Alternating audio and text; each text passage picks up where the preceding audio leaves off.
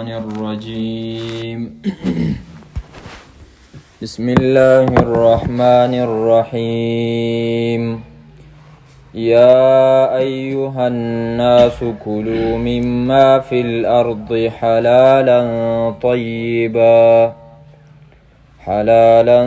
طيبا ولا تتبعوا خطوات الشيطان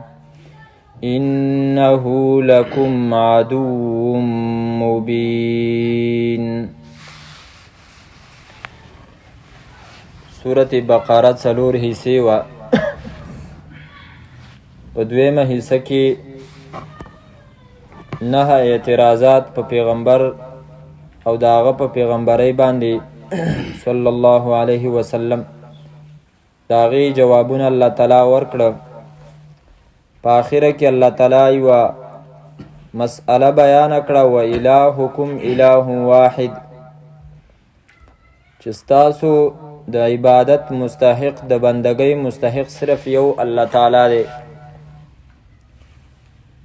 اوس په دې آیات کریمه کې الله تعالی فرمایي چې څنګه هغه د بندګۍ مستحق دی دغه رنګې څه شیونه ستاسو دپاره حلالون کې او څه شیونه حرامون کې ذات هم صرف دغه یو الله تعالی دی. نو چې څنګه تاسو په بندګۍ کې یو الله تعالی واحد او ایک ګڼئ دغه رنګې په تحلیل او په تحریم کې هم الله تعالی چې کوم دی یو وګڼئ او د هغه سره د ځان نه چې دی نو کوم شیونه چې هغه نه حرام کړي تاسو په ځان باندې مه حراموئ بلکې د هغې د خوراک حکم دی کلو مما فی الارض هغه خورئ او په هغې کې د خپل رسم او د خپل رواج او یا د خپل قانون ځان پابند کوئ مه.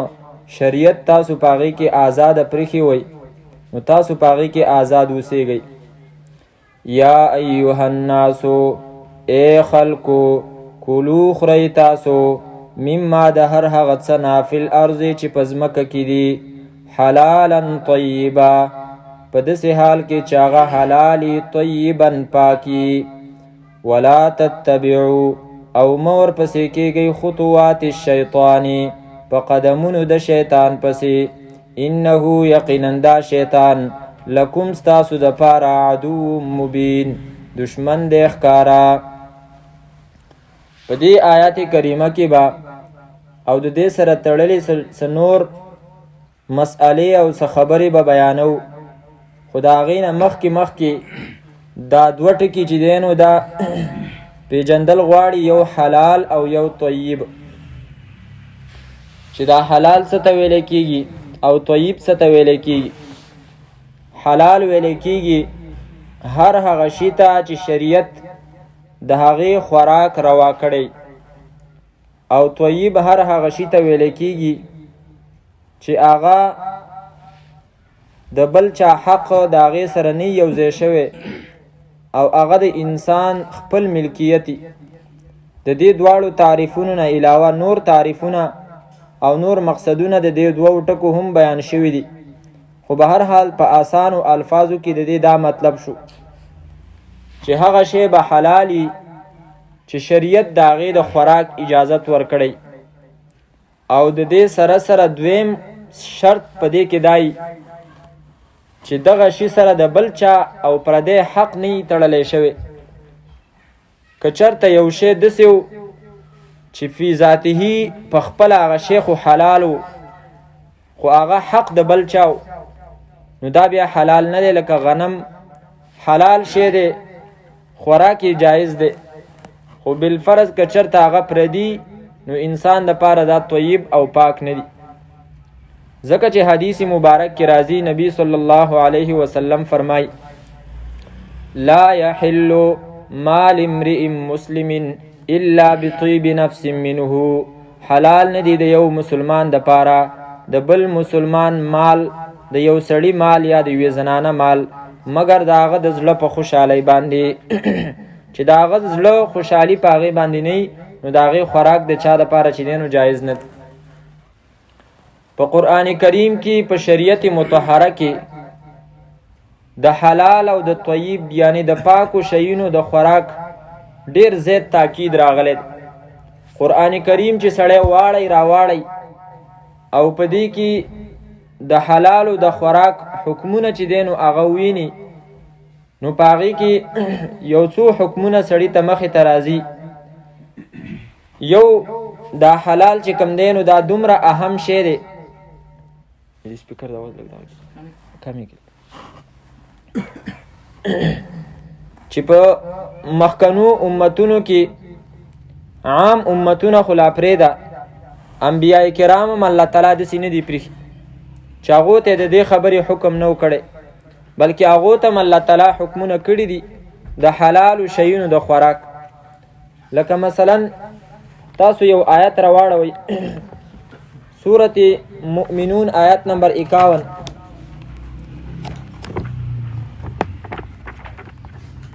اتلسمه سپاره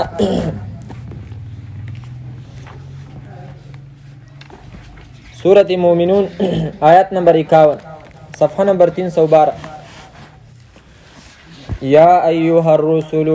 کلوا من الطیبات واعملوا صالحا. یا ایها الرسل اے پیغمبرانو،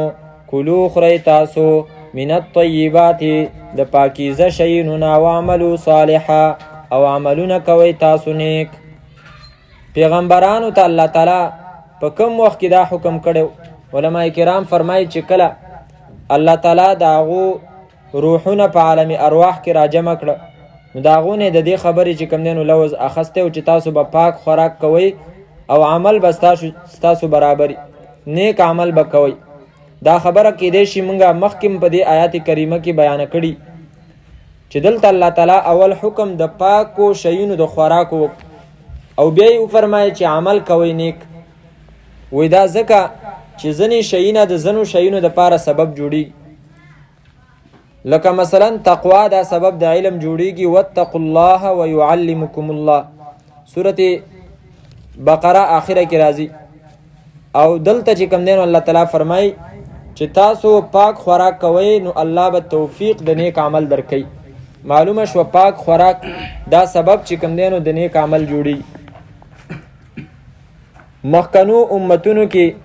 بنی اسرائیلو ته الله تعالی دا حکمونه چې دی نو بار بار کړي. مخکې یو آیات چې دی نو هغه تیر شوی سورت بقره کې، او وروستو به هم راشي. لکه تاسو سورت اعراف راواړوئ، 9مه سپاره سورت اعراف صفحه نمبر دی 155 او آیات نمبر دی 160. آیات د منځ نه الله تعالی فرمایي قد علم كل اناس مشربهم وظللنا عليهم الغمام. او سور کړه منګه په دیو باندې وریزا، او انزلنا او راولېږل منګه علیهم په دیو باندې المن والسلوى تورنجبین او مړزان. کلو ویلې منګه هغو ته خورئ تاسو من طیبات ما رزقناکم د پاکو هغه شیونو نه چې منګه درکړي دي تاسو ته. نو دا حکم چې کوم دی نو عام دی، دی امت ته خو بار بار الله تعالی چې دی نو ذکر کړی. یو په دې آیات کریمه کې نږدې 172 آیات کې بیا الله تعالی فرمایي کلوا من طیبات ما رزقناکم واشکروا لله. د دې آیات سره یو تړلی حدیث د دې په مطلب کې عبد الله ابن عباس رضی الله تعالی عنہ فرمایي چې نبی علیہ الصلوۃ والسلام مجلس او صحابه کرام ناستو، چا چې دینو د دې آیات تلاوت وکړو یا ایها الناس کلوا مما فی الارض حلالا طیبا. اے خلکو تاسو خوراک کوئ د ځمکې نه د هغه شیونو نه چې هغه حلال او پاکي. چا دا تلاوت؟ نو حضرت عبدالله حضرت سعد ابن ابي وقاص رضی الله تعالی عنہ هغه پاسېدو. اسی نور قصه خو د دې آیات سره چې کوم دی نو هغه تړلې ده، خو اسی سړی حیران شي چې صحابه کرام څومره عجیبه شخصیات. دې آیات کې چې کومه خبره وه د هغې سره مناسب سوال چې کوم دی نو صحابي کوي، او په آیات کې په جواب کې چې کوم خبره هغه ته ملاویږي کوم جواب، نو هغه هم د دې آیات سره تړلی دی. اسی چا تلاوت وکړو بیا اسی یو کس پاڅېدو، خو چې کوم جواب نبی علیه صلات وسلام ورکړو هغه د دې آیات سره لګي. دا دواړه خبرې قدرتي رايوځای شو. د صحابه کرامو ذهن ته الله تعالی دغه سوالونه به ورچول. نو هغه فرمایل یا رسول الله ادعو الله ان يجعلني مستجاب الدعوه، د الله تعالی نه زما د پاره دعا وغواړه چې زه الله تعالی ما داسې جوړ کی چې زه کومه دعا غواړم الله تعالی قبلې. مستجاب الدعوات می کی. نبی صلی الله علیه وسلم هغه ته فرمایل یا سعد اطب مطعمک تكن مستجاب الدعوه، اے سعد خپل خوراک او خپل سکاک چې کم دین واغه پاک کا تكن مستجاب الدعوه، ته به دسی چې کومه دعا غواړي بیا به چې کم دین الله تعالی هغه قبلې. د دې وجنه کله چې د خلکو کار کسب هغه حرام شي نو دا غي د وجنه بیا دعاګانې نه قبلې. او دغه حدیث کې نبی صلی الله علیه وسلم بیا او فرمایل والذي نفس محمد بيده ان الرجل لا يقذف اللقمة الحرام في جوفه ما يتقبل منه 40 يوما. قسم می دی په غزاد باندې چې زما ساده هغه پلاس کې ده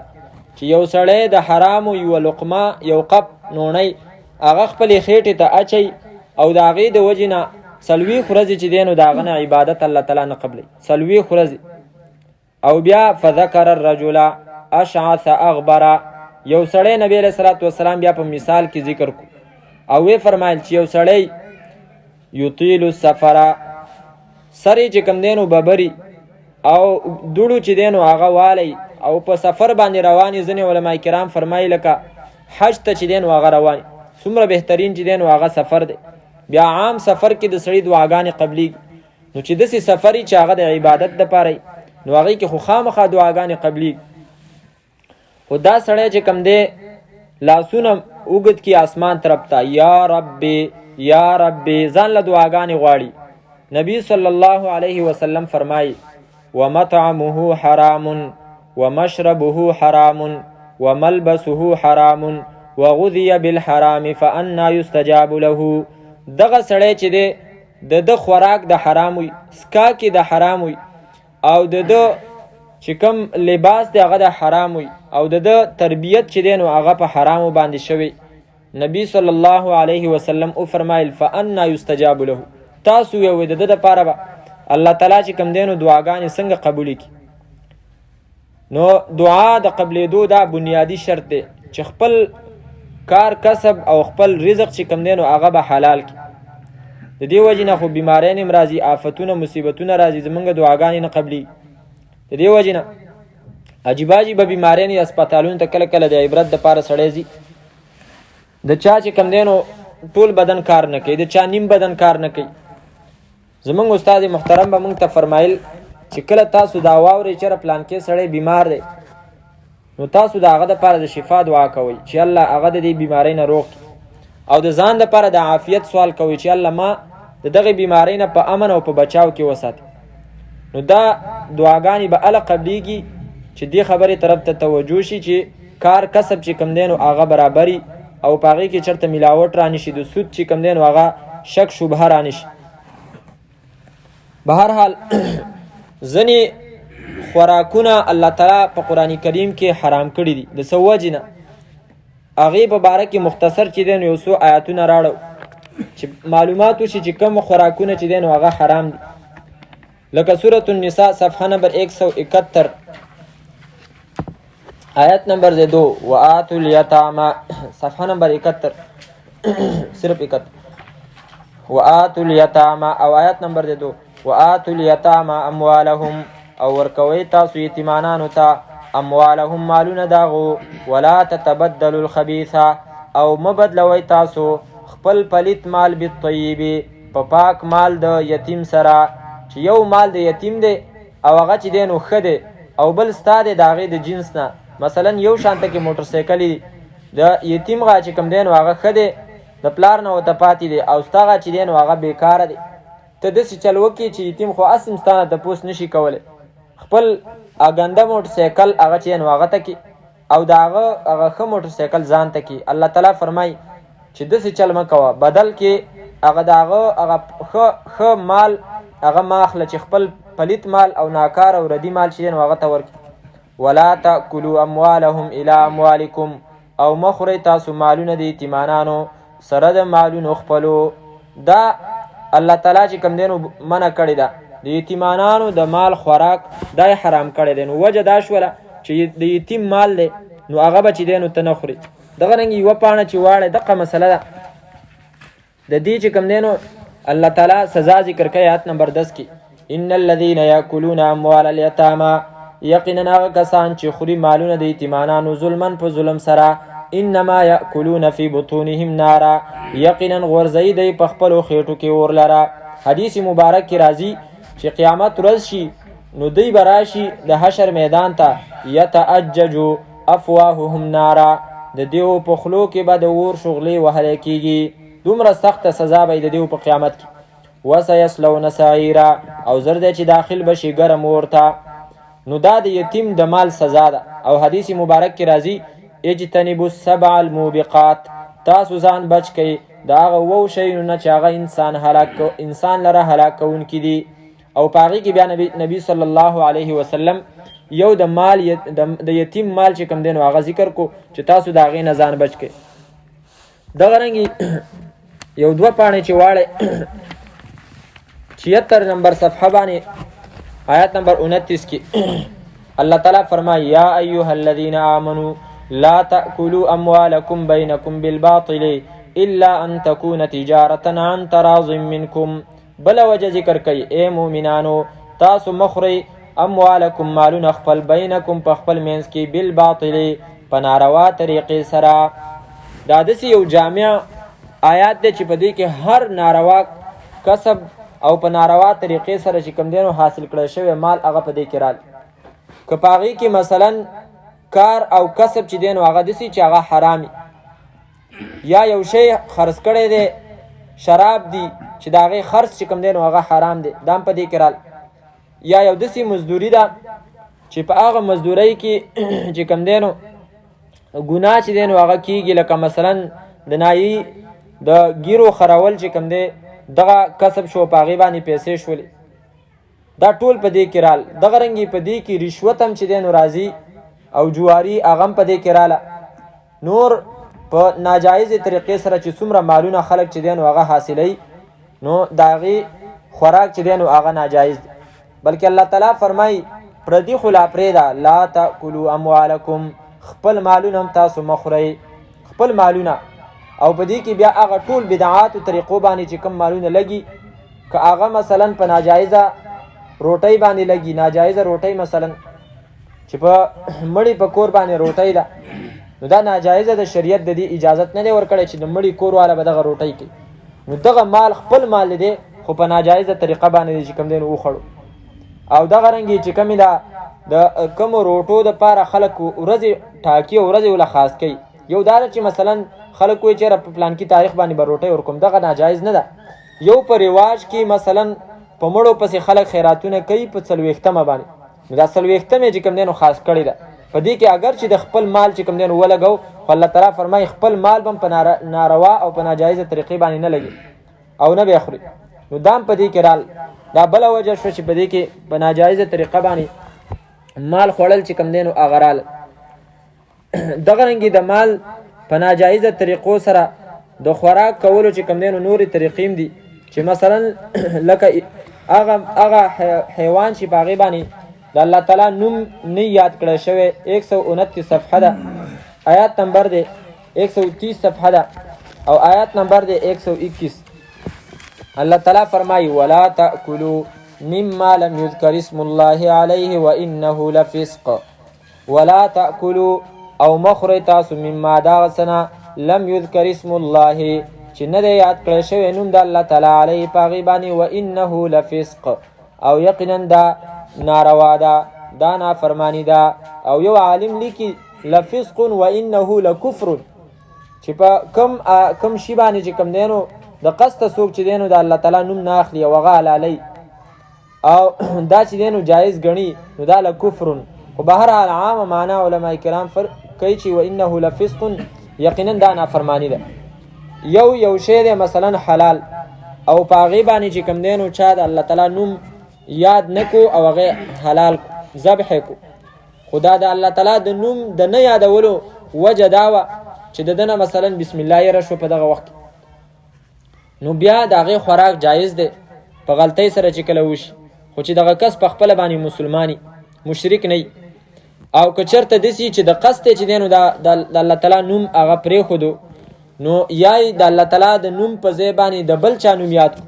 د حضرت علی رضی الله تعالی عنه یا د نبی صلی الله علیه وسلم په نوم باندې هغه حلال کو نو دغه څاروی چې دی نو مردار شو او د هغې نه خوراک کول چې دی نو حرام دي دا د دې آیات چې دی نو فتوه ده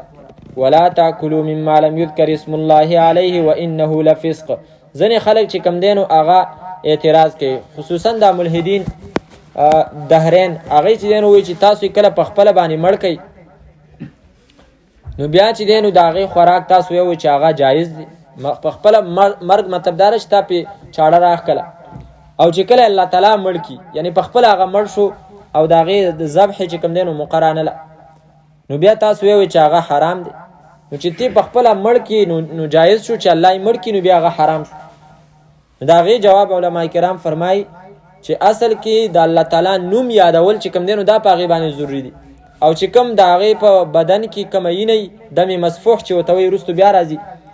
دغه ینه د حیوان نه رایستل هغه ضروري دي کله چې هغه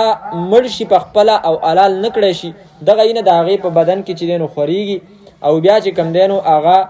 مرداریږي د دغه ینې په وجه باندې او د الله تعالی د نوم د نه یادولو د وجې نه ځکه موږ ویو چې الله تعالی تاسو چې وایو چې الله تعالی یې مړ کړي نو بیا یې ولې تاسو خورئ نو هغه د دغې وجې نه چې دغه حکم پکې د الله تعالی نه دی پوره شوی نو دا د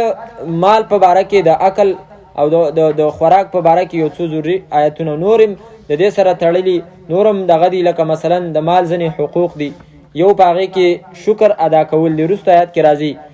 من طیبات ما رزقناکم واشکروا لله د هغې شکریه چې کوم دی نو هغه ادا کول دي دغه رنګې د مال په حقوقو کې یو دا دی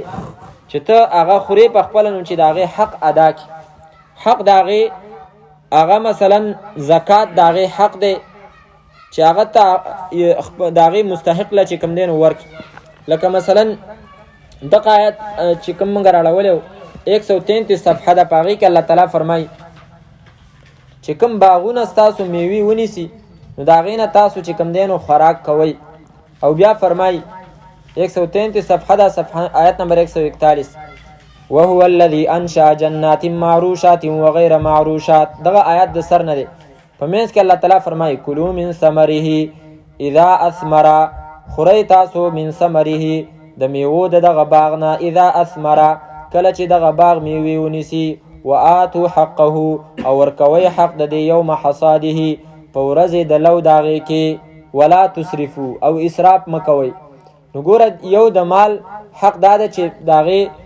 باندې لازمي چې کوم حقوق دي د نورو مسلمانانو هغه چې کوم دی نو ورکول دغه رنګې یو حق د دې د مال دا دی چې د مال د وجې نه ته چې دی نو سرکشه نه شي او د هغې د وجې نه ته چې دی نو په اسراف کې را نه شي لکه سورت طه غالبا آیت نمبر 81 دی او صفحه نمبر 286 آیت نمبر 81 فرمائی کلوا من طیبات ما رزقناکم ولا تطغوا فيه فيحل عليكم غضبي کلو خورئ تاسو من طیبات ما د پاک هغه شیانو نه رزقناکم چې موږ درکړي دي تاسو ته ولا تطغوا فيه او سرکشي مه کوئ تاسو په دې کې دا مال داسې یو واجبه شی دی چې دا انسان سرکشه کوي نو دې وجې نه الله تعالی فرمایي چې پاک شی نه موږ تاسو له درکړي خوراک ته کوئ هغې کې چې کوم دی نو څه مسله نشته خو ځان به سرکشه کوئ مه هسې نه چې د مال د زیاتوالي د وجې نه په تا کې سرکشي راشي او د الله تعالی د حکمونو نه چې کوم دی نو پکې بغاوت وکړي به هر حال دا د دې آیات سره تړلې څه ضروري خبرې وي ولا تتبعوا او تابعداري مه کوئ تاسو خطوات الشیطان د قدمونو د شیطان قدمونه څه دي ځکه شیطان خو الله تعالی فرمایي انه یراکم هو وقبیله من حیث لا ترونهم شیطان او دا هغه ډله تاسو ویني خو تاسو چې دی نو هغه نشئ لیدلی نو موږ خو نه دی لیدلی نو د هغه په قدمونو پسې تګ د دې مطلب څه دی نو دې وجې نه علما کرام فرمایي چې څومره وسوسې د انسان په زړه باندې د شیطان د طرف نه راځي بس دا ټول د شیطان قدمونه دي. خو اله چې کله ته د دغه وسوسو مطابق ته چې دی نو عمل شروع کړي، نو اله ته چې دی نو د شیطان په قدمونو پسې روان شي. نو په خوراک کې به د شیطان د قدمونو تابعداري څنګه وي چې الله تعالی فرمایي تاسو د هغه د قدمونو تابعداري مه کوئ. علما کرام فرمایي یو دا چې الله تعالی یو شی چې دی نو تعالی درکړی دی او ته د الله تعالی د نوم نه علاوه د بل چا په نوم باندې د هغې نظر مني، د هغې نظر چې دی نو مني، نو تا په دې آیات کې تا په دې مال کې او په دې خوراک کې چې دی نو د شیطان د قدمونو تابعداري وکړه. او عبدالله ابن مسعود رضی الله تعالی عنه په باره کې راځي چې د هغه خواله یو کس چې چا غوښه راوړله مخې ته یې کېښودله، نو په دې مجلس کې یو کس و هغه چې دی نو شاته شو.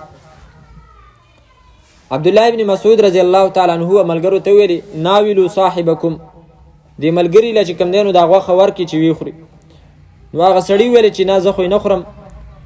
عبدالله ابن مسعود رضی الله تعالی عنه ته تپوس وکړو ته روژه؟ ویل نه روژه خو نه یم. نو ویل ولې؟ ویل دا ما په ځان باندې چې کوم دی نو حرامه کړې ده، خوراک په ځان باندې مې حرام کړی دی. نو عبدالله ابن مسعود رضی الله تعالی عنه هغه ته وفرمایل چې هذا من خطوات الشیطان، دا د شیطان د قدمونو نه دي چې ته په هغې پسې روان شو. او بیا ورته وفرمایل چې دا وخوره او قسم به د باندې راشي او قسم دی چې کوم دی نو بیا کفاره ورکړه. ځکه دا مسله به تاسو اورېدلي چې یو شی په ځان باندې حرامول دا هم په شریعت کې چې دی نو قسم دی، دا هم په شریعت کې قسم دی. لکه تاسو راواړوئ سورت تحریم 28 سپاره بالکل آخره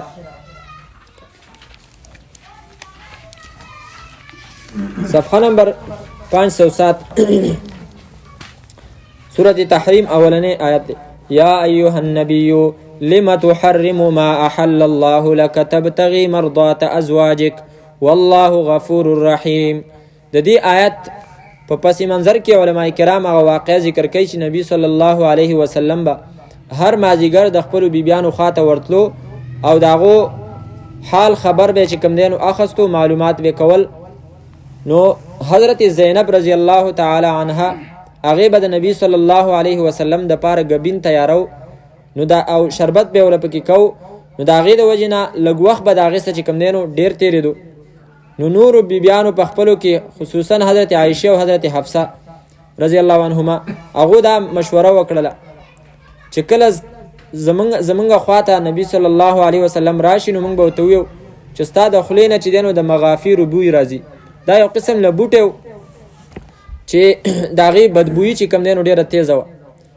نو چې دغسې وشوله هغو ورته داسې خبره وکړه، نبی صلی الله علیه وسلم وفرمایي چېرې ما خو مغافیر نه دي خوړلي، خو د ګبین مې خوړلی دی او کیدای شي د ګبینو دا مچۍ چې دی نو د مغافیرو په بوټي باندې ناستی چې د هغې هغه خوند په دې کې راغلی. او بیا دا وفرمیل چې زه به آینده کې چې کوم دی نو ګبین نه خورمه، په ځان باندې بند کړي. نو دا آیتونه چې دی نو رال او الله تعالی وفرمایل یا ایها النبی ای پیغمبره لم تحرم ما احل الله لك، ولې ته حرامې په ځان باندې هغه څه چې الله تعالی حلال کړي دي ستا دپاره. او بیا یې وفرمایل قد فرض الله لکم تحلة ایمانکم، الله تعالی په تاسو باندې د خپلو قسمونو حلالول فرض کړي دي چې کفاره ورکه او دغه قسم نه چې دی نو وځه. نو عبدالله بن مسعود رضی الله تعالی عنه هغه کس ته ویلې چې د دې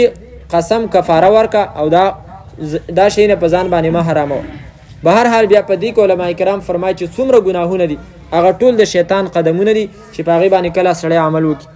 ولا تتبعوا او تاسو مور پسې کېږئ خطوات الشیطان،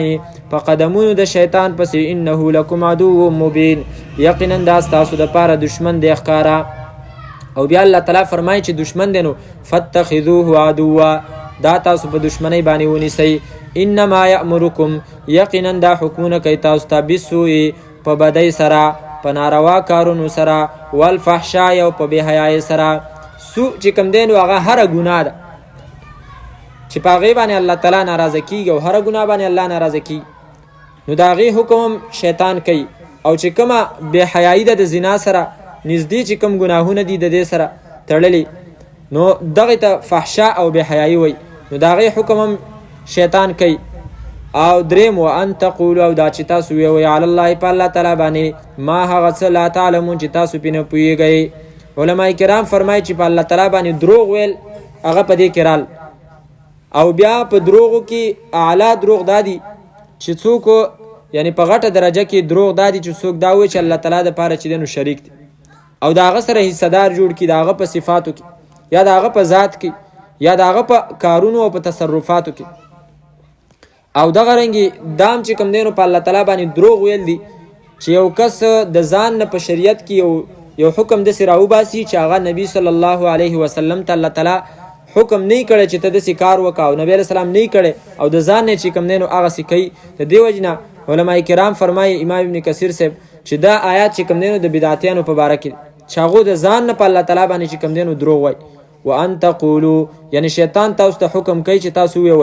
علی الله په الله تعالی باندې ما غسل تعلمون چې تاسو پینه پویږئ. و اذا قیل لهم اتبعوا ما انزل الله قالوا بل نتبع او کله چې ویل شي دیتا اتبعوا تاسو تابعداري وکئ ما دا غس انزل الله چې را لګلی د الله تعالی قالوا نوای دی بل نتبع نه بلکې منګه تابعداري کوو ما دا غس الفینا چې منګه مندلې دی علی په دی باندې ابا انا خپل مشران. د دې آیات کریمه په باره کې عبد الله ابن عباس رضی الله تعالی عنہ د امام ابن کثیر په روایت باندې هغه ذکر کوي چې عبد الله ابن عباس رضی الله تعالی عنہ فرمایل چې د يهودو یو ډله او نبی صلی الله علیه وسلم هغه ته دعوت ورکړ د اسلام. هغه ویل چې نه بل نتبع ما الفینا علیه آباءنا موږ چې خپل مشران په کومه طریقه باندې مونډلې دي نو موږ به هغه تابعداري کوو یعنی د اسلام د شریعت د قرآن د دې په مقابله کې خپل مشران چې کوم دین هغه غوړه کړ. اوس د دې آیات نه چې کوم دین ځنې خلکو د سلورو امامانو منون کې چې کوم خلک دی پاغو باندې چې کوم دین رد کړي او وای چې ردی د ما انزل الله یعنی د الله تعالی را لګلې شوی حکم په مقابله کې د خپل مشرانو چې کوم دین خبري منی چې هغه دغه سلور امامان دی امام اعظم ابو حنیفه رحمه الله تعالی او امام محمد ابن ادریس الشافعی او امام احمد ابن حنبل الشیبانی او دغه رنګ امام مالک ابن انس د دیو چې دینو تابعداري کوي نو هغه وی چې دا د دې آیت مطابق چې کوم دی دا ناروا دی او دا ګناه ده او د دې امامانو منل په دې خبرو کې هغه ناجایز دي. خو د دې وجنه ما اول سر کې د دې آیات چې کوم دین هغه شان نزول ویلو چې عبد الله ابن عباس رضی الله تعالی عنہ فرمای چې دا يهود په باره کې راغله او يهود نبی صلی الله علیه وسلم اسلام ته راوبل نو هغه چې موږ د خپل مشرانو مل نو وس انصاف پکار دی چې یو طرف ته چې کوم دینو د يهود مشران دي او يهود د قرآن په مقابله کې هغه غوړه او بل طرف ته چې کوم دینو دا امامان دي چې داغو خلک تابعداري کوي چرته دا امامان او چرته د يهود مشران او بل خبره دا چې دا و تاسو تقلید کوي او تقلید شرک دی کنه نو تقلید په مطلب باندې زمونږ عوام مسلمانان چې نه پوهیږي نو دی وجنه هغه ته چې نو دغه غیر مقلدین دا وي چرته د رسول الله منی او کده امام ابو حنیفه منی دا دواړه خبرې وته د په یو بل کې زد دغه کې په زد کې وته راولي نو خامخا دا منګه کې څوک دا چې کوم دینو ویل شي چې رزبد نبی صلی الله علیه وسلم نه منم او زبد امام سے منم نو دی وجنه ساده خلک بیا په دې کې دوکش او حقیقت کې هغه ته پته نه چې د تقلید مقصد څه دی د دې وجنه دا خبره چې کوم دینو دا قانون او اصل په ذهن کې کینه وي چې د الله تعالی نه علاوه بالذات د هیڅ چا منل چې کوم دینو هغه نشته بالذات کله نبی صلی الله علیه وسلم موږ منو نو داغه خبري زکه منو چې هغه وحی ده وما ينطق عن الهوى ان هو الا وحي يوحى د نبی صلی الله علیه وسلم خبري منګه زکه منو چې هغه د الله تعالی دراله ګل شوی کتاب شارح دی هغه مفسر دی د دې وضاحت کوونکی دی داغه هر خبره زمنګ د پاره چې کوم دی هغه دین دی او داغه تابعداري په منګه لازمه ده د الله تعالی د کتاب د احادیث مبارکونه علاوه بالذات چې هغه منګه مستقل یو کس په دین کې چې دینو مقرر کو داغه چې کوم خبره هغه منګه منو دسي هیڅ څوک چې کم دینو په شریعت کې نشته کله چا منو نو د دې وجه نه به منو چې هغه د قران کریم سره تړلې خبره د قران کریم پرانا کې باغه جایزه خبره د احادیثو پرانا کې باغه جایزه خبره زکه به منګ منو او بیا داغه په هر څه کې داغه به منګ نه منو تقلید دي ته ویل کیږي چې د قران کریم کم مسائل د سیدی چې د قران کریم هغه معنا پاغي کې یو لفظ د سیدی چې پاغي کې مختلفي معناګانې کې دي وس داغي مونږ ته هغه مراد معنا چې کومه ده هغه نه د معلومه نو مونږ پاغي کې د یو امام تابعداري کو او مونږ یو چر هغه د دې لفظ کومه معنا اخسته ده بس مونږ په دې کې دا هغه منو هغه لوی عالم دا هغه زمانه د نبی صلی الله علیه وسلم زمانه ته نږدې و دا هغه علم او تقوا هغه چې دینو ډیرو او هغه عادل او انصافدار پرهیزګار سړی او ځکه مونږ چې کم دینو په دې کې دا هغه خبره مګ وسو په قران کریم کې دسی حکمونه شته چې داغي معناګانې دسی دي چې داغي دوه درې مقصد کېدل شي زمونږ په شان ته خلک چې هغه بالکل د علم نه خالی دي مونږ به څنګه پاغي کې خپل ورای چې کم دینو هغه مونږه قائمه کو او مونږ به داغي خپل مقصد راو باسو لکه مثلا تاسو یو آیت راوړو ځنی آیتونه خود سې دي چې هغه بالکل واضح دي لکه مثلا یو آیت ده بس زرا راولو ته ضرورت نشته الله تعالی فرمای ولا یغتب بعضکم بعضا پتاسو کې هیڅ څوک د هیڅ غیبت نه کوي د دې خبرې مطلب چې کوم نه بالکل واضح دی چې چا غیبت مکوه داغه چې کومي غلطۍ نه دي هغه نه پوښی شا چې کوم نه مو ذکر کوه په دې باندې هر څوک په دې کې د امام صاحب خبرو او د امام صاحب تابعداري ته بالکل ضرورت نشته خو ځنی خبرې د سې دي چې داغه مقصد واضح نه دی یو یای مقصد واضح دی خدای په مقابل کې یو بل آیات یا دلیل دسی موجود دی چې داغه نه دا مونږ نشو معلومه ولا چې بس مونږ داو منو او کداو منو اوله خبره چې ځنی آیاتونو معنا چې کم دین او هغه کې دسی یو دوه درې مقصد کېدل شي لکه دا 34 نمبر صفحه ده د سوره بقره آیات نمبر دی 228 الله تعالی فرمایي والمطلقات يتربصن بانفسهن ثلاثه قروء والمطلقات او هغه زنانه چې هغه له طلاق ورکړی شوی دی يتربصن اسارای با بانفسهن خپل ځانونه ثلاثه قروء درې قروء وذات دا قروء دا ټکی چې کوم دی په دې کې د عربی ډکشنری نه یا دغه چې کوم د لغاتو کتابونه دي چې کوم یو روالی د دې دوه معناګانې یو د دې معنا ده ماهواری د زنانه حیض چې وته ویل کیږي او بل د دې معنا ده پاکي نو وس کته چرته د دینه یو معنا اخلي نو هغه بل معنا شک هم پکې دی کته وی چې زنانه بعد د طلاق نه رستو چې کم دینو د خاون په کور کې عدت تیری او هغه عدت چې کم دینو درې پاکي نو ټیک دا مطلب هم کېدې شي خو بل طرف ته دا مطلب خو هم کېدې شي چې درې بیماری نه دي وس کله کله د زنانه پاکي چې کم دینو هغه وګد شي کوم حد ته رسیږي هغه بیا څه کوي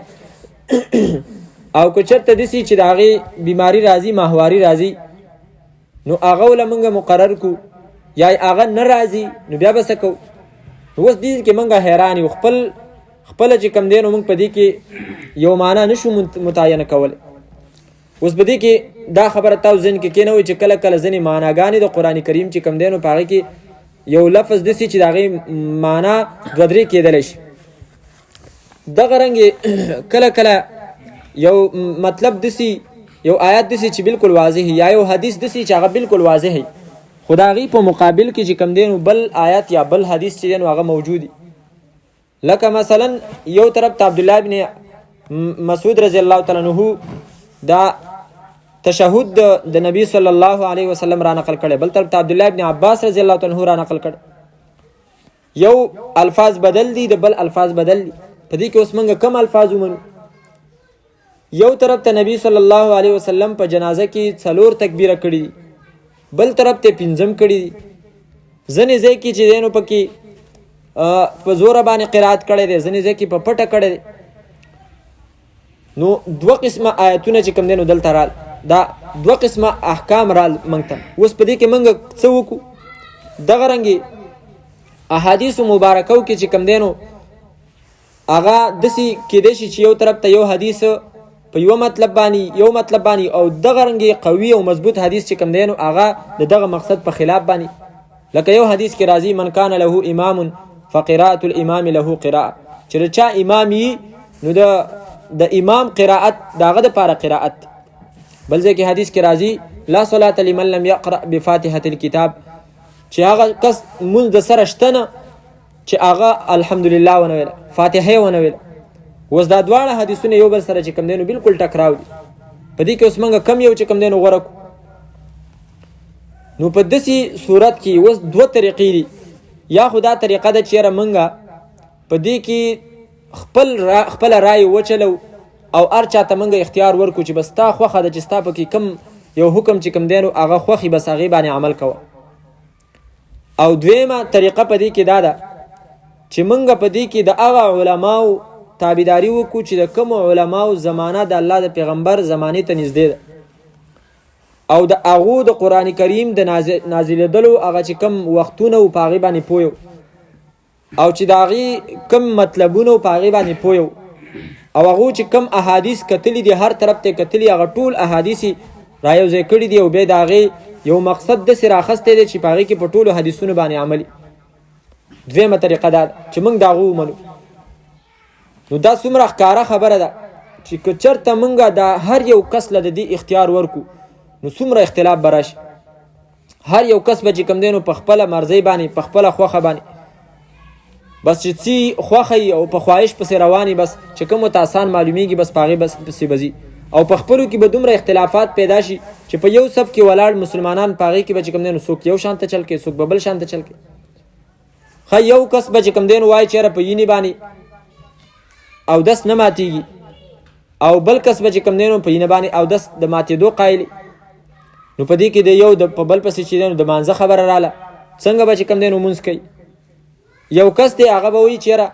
ښه نو په دې کې اوس دا خبره لازمي شوله چې یاره موږ د څلورو امامانو تابعداري وکړو نو موږ به په دې کې چې کوم دی نو په یو امام پسې روان شو د هغه چې کوم حکمونه دي نو او د هغه چې کوم اقوال دي هغې پسې به روان شو. اوس دا خبره لازمي په ذهن کې تاسو وساتئ چې ګوره موږ د امام په هغه مسلو کې نه منو چې کومې مسلې امام هغه په هغې کې د قرآن کریم یا د احادیث مبارکو هغه خبرې بالکل واضح وي هغې کې موږ د امام نه منو. دا خبره چې کوم دی نو په ذهن کې وساتئ. صرف په هغه خبره کې چې هغه په قرآن کریم کې یا داسې چې د هغې معناګانې مختلفي نو د یوې معنا په تعیین کې موږ د یو امام خبره ومنو چې هغه د دې نه کم یو مقصد راخسته یا آیاتونه یا حدیثونه د یو بل څه په ظاهر کې ټکراوي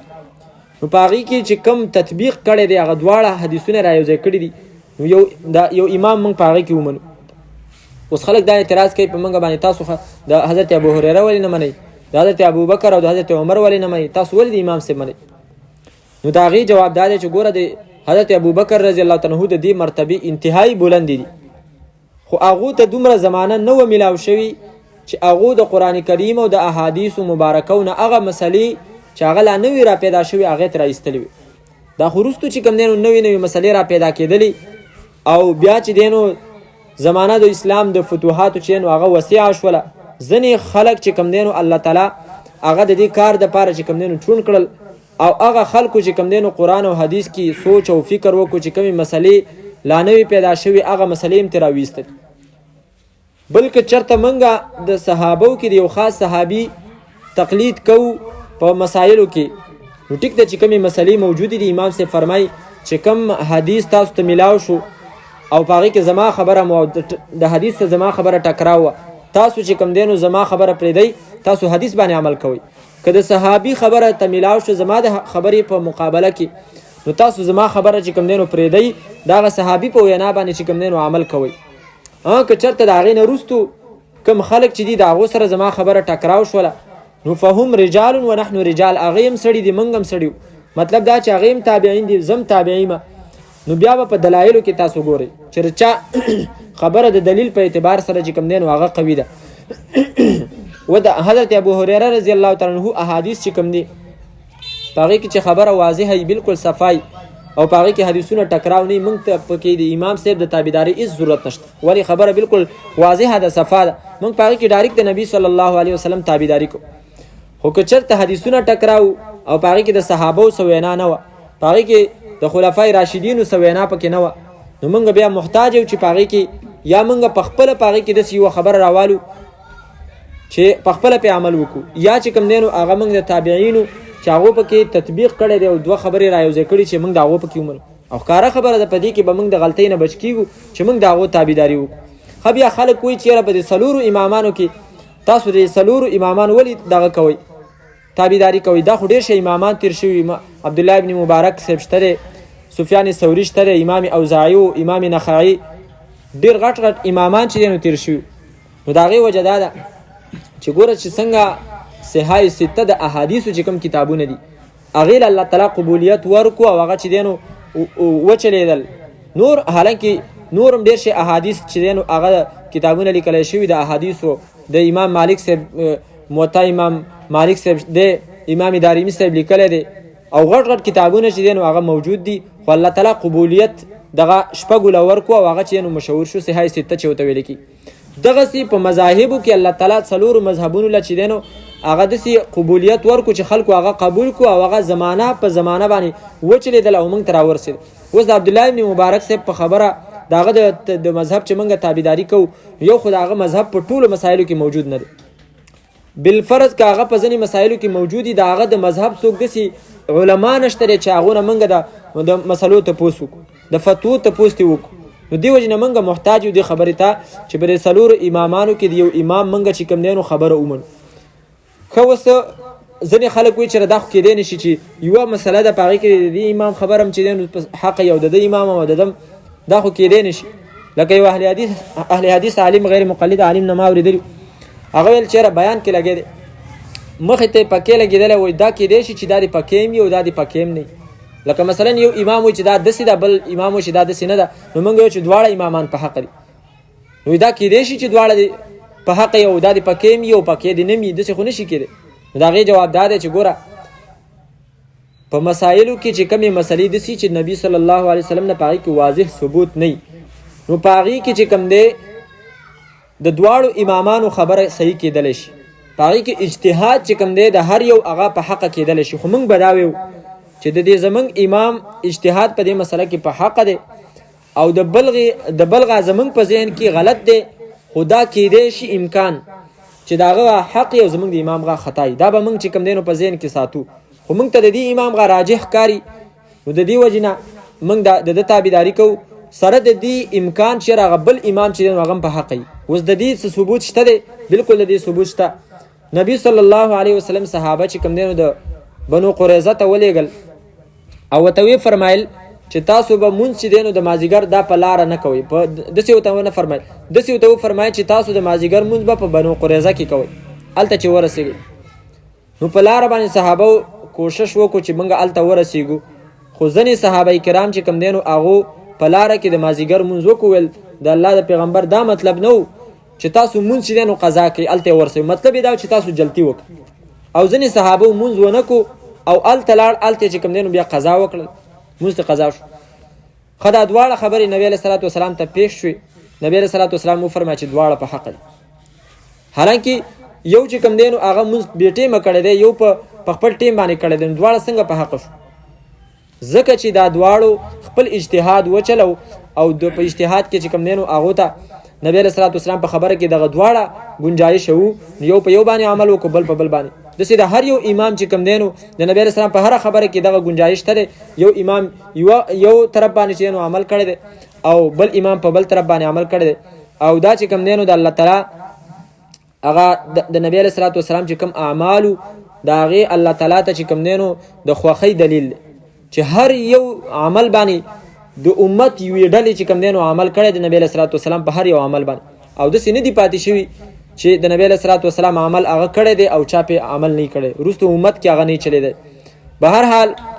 د نن سبا خلک چې کوم دی نو هغه خو انتهایی د جهالت دور دی او احادیثو کې چې کوم دی نو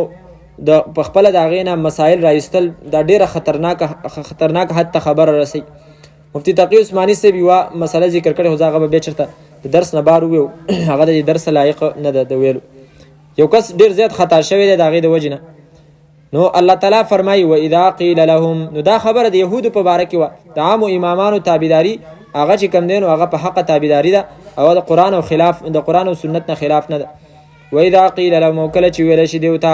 اتبعوا تابعداري وکړئ تاسو ما دا غس انزل الله چې را لېږلی دی الله تعالی. قالو نو وایي دی بل نتبعو نه بلکې موږ خو تابعداري کوو ما دا غس الفینا چې موږ موندلي دي علی په هغې باندې آبانا مشران خپل.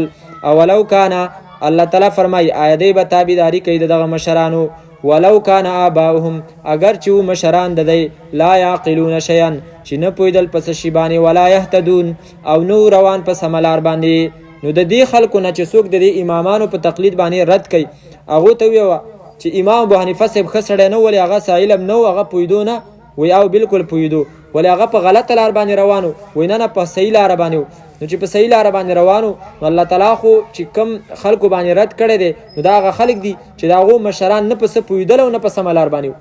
حالانکه چې څوک په سمه لار باندې او هغه د الله تعالی او د الله تعالی د پیغمبر په حکم باندې رواني نو د هغه د تابعداري چې کوم دی نو الله تعالی حکم کړی لکه سورت لقمان چې کوم دی نو تاسو راواړئ سورت لقمان 21 سپاره ده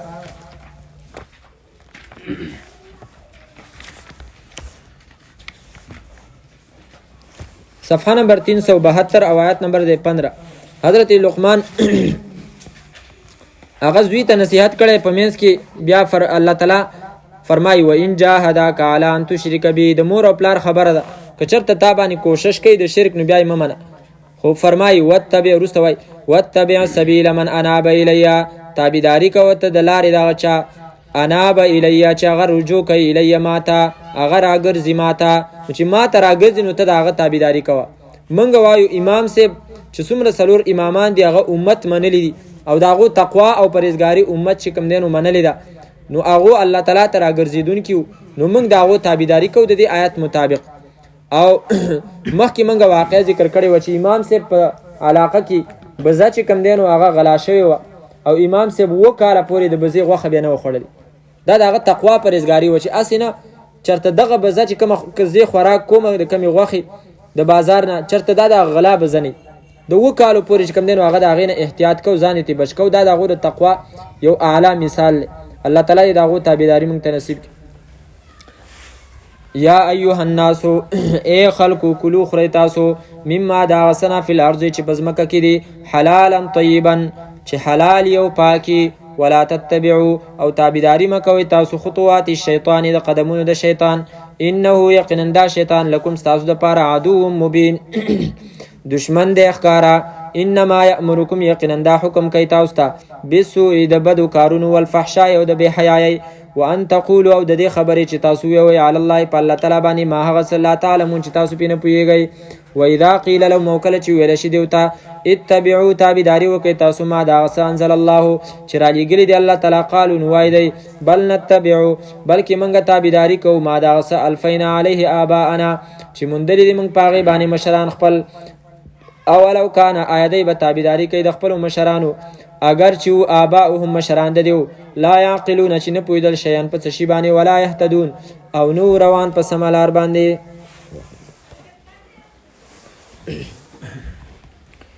الحمد لله رب العالمين والعاقبة للمتقين والصلاة والسلام على نبينا محمد وآله وصحبه أجمعين. ربنا اغفر لنا ذنوبنا وكفر عنا سيئاتنا وتوفنا مع الأبرار.